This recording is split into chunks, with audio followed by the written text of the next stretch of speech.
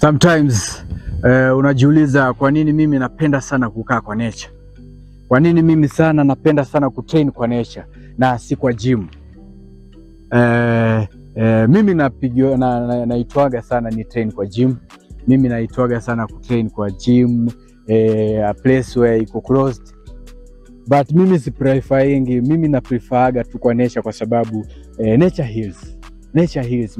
Manake sometimes unajikuta uko na a lot of stuff zenye una go through a lot of stuff kwa maisha yako zenye zinahitaji healing. Na mimi nikikuwa mahali nature is gold. Yani ukiona miti, ukiona ndege, ukiona wanyama wanatambaa kila mahali, unapata ile godly healing. Yani inakuwa kama godly healing, unakuwa connected to God. Na ukikuwa connected to God in a way that unajifeel ile stress ulikuwa nayo, ile anxiety ulikuwa nayo ina heal. Ndio maana mimi hata na jamaa wakinipigia huko wakiniambia njoo train kwa gym yetu, njoo train kwa gym ni na nini, naweza enda nikatrain kwa na wao kwa gym, but nikatafuta time yangu ya kuja kutrain kwa nature. Kwa sababu pale nikikuwa na stress mingi, nikikuwa exhausted, najifeelingi niko relieved, yani niko connected to God.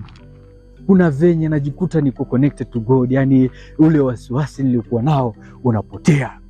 Yale mambo nilikuwa nayo kwenye kichwa yanapotea, yani najikuta yani nimeconnect na God. Yani ile nikiona ndege zinalialia, nikiona flowing of river ni na nini, najikuta nimeheal.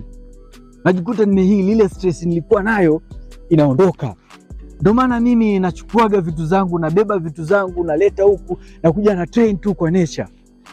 Yani nabeba vitu zangu zote, equipment zangu zote za kutrain kwa gym, na kuja na train nazo hapa. Hiyo inafanyanga yani una heal.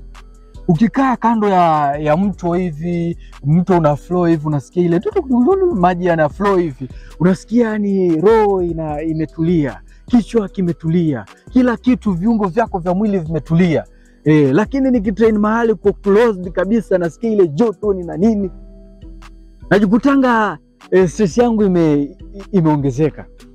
Najikutanga yale mawazo yangu yameongezeka, hali issue nilikuwa nazo zinaongezeka. Unaona sasa nature una connect to God. Yani ile wanyama ndege unaziona kwenye mti, ile sauti za ndege zile zinafanya unakuwa connected to God.